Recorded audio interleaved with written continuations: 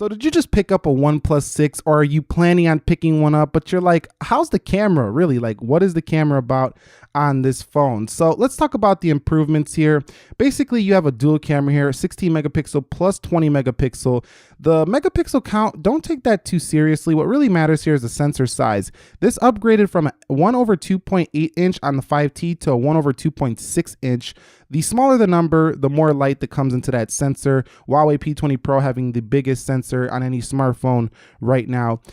This one is an upgrade over the 5T, however, so it takes brighter photos in low light and in the daytime. 27mm focal length, and OIS is on board with EIS, so this is a very stable camera as well in video and in, you know, just regular photo taking here. So it's a nice improvement in some key areas over the 5T. It also can do video in up to 4K 60 frames per second, which is basically what the iPhone can do, is what the Galaxy S9 Plus can do. And it's very smooth and looks pretty nice overall. I've tested it already. And also it can do 720p at 480 slow-mo and the new 1080 240 FPS at slow-mo as well. So its slow motion abilities, its 4K abilities have improved, plus its stabilization has improved over the 5T, which are huge critical areas that make an overall better camera experience. And I can tell you right now, without even testing against other phones, it's definitely improved over the 5T quite significantly because of those few hardware changes. Now, the second camera is a 20 megapixel f1.7 over, and then a 1/2.8 inch sensor. Now that second sensor is actually have a wider aperture than most other flagships, so it's a pretty good low light sensor on the second one as well. Now on the front here of the 6 here, you do have yourself a rather weaker camera. It's a 16 megapixel camera on the front lens. It's up there in the notch, and you do have yourself 1/3 inch f2.0 EIS 1080p, so it's not 2K on the front camera. But let's go into the software settings and take a look at this before I show you the samples I have taken. I've taken over 90 photos, over 10 videos with this thing. We're going to use the beautiful Pixel 2 for this sample. So very simple software. You come in and you just fire away. It takes photos. You hold it down for burst mode right here. So just hold it down and you could burst like that. You hit this and you have your 2x. You can zoom in more for digital zoom. So you can do that just like you could do on pretty much any of the other dual camera phones right now. Up at the left, you do have yourself your timer. You do have yourself HDR, auto HDR. You have your aspect ratio, which is nice. Everything is just conveniently located right here in the camera. You can touch the focus here. You can change the exposure. And then if you go like, or this is the exposure settings. You can go ahead and come in here. And here's where it gets really simple. And you can go ahead and hit the Pro mode. And then you have everything nicely laid out. You have your ISO, white balance, shutter speed, manual to auto, and then more exposure settings right there. So, I mean, this just really cleanly laid out. Time-lapse mode, portrait, and then you have video, slow motion, and panoramic. Now, one thing I want to mention about the slow motion is that it seems to be like you can record longer, and it's a little bit easier to get slow motion on this really super slow-mo than it was on the Galaxy S9 Plus. Over here, 1080p at 240 FPS is also new. So you got some nice fun video modes in this one as well. The panoramic worked well as well. And overall, I think this has been a very clean and easy to use software experience. You can also access this camera anywhere just by double clicking that power button. And you could turn that off if you want, but you have that quick launch feature if you want to do that. In addition to that, you can swipe up here as you can do with basically any Android phone to get into the camera there.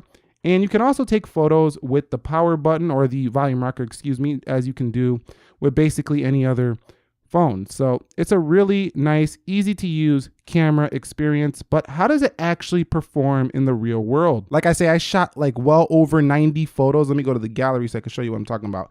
I shot over 90 photos in the past couple of days, and I've shot over 10 videos. So there's plenty to see in here. I'm going to show you the samples right now. Thank you all very much for watching. If you enjoyed this video, click the like button for me. And if you're new here, subscribe for more. Be sure to leave your thoughts and comments on the samples here. Enjoy.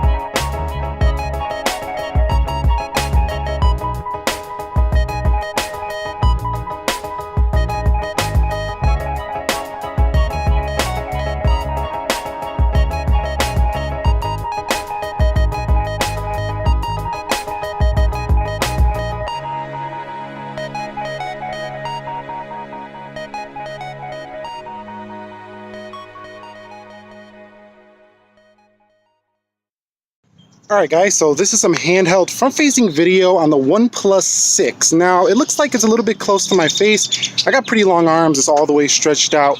But you can kind of see, this is the kind of quality you're going to get from the phone. We're going to shift lighting just to see how it handles that. And it's a beautiful day out here. But yeah, that's what you're going to get. Let me do a little bit of walking so you can kind of see how this performs. And looks pretty decent. It's usable. It's not the best I've seen on the front, but it's not bad overall. The shake is kind of violent, but this is my handheld. All right, so here's some rear video with the 4K enabled. This is downscaled.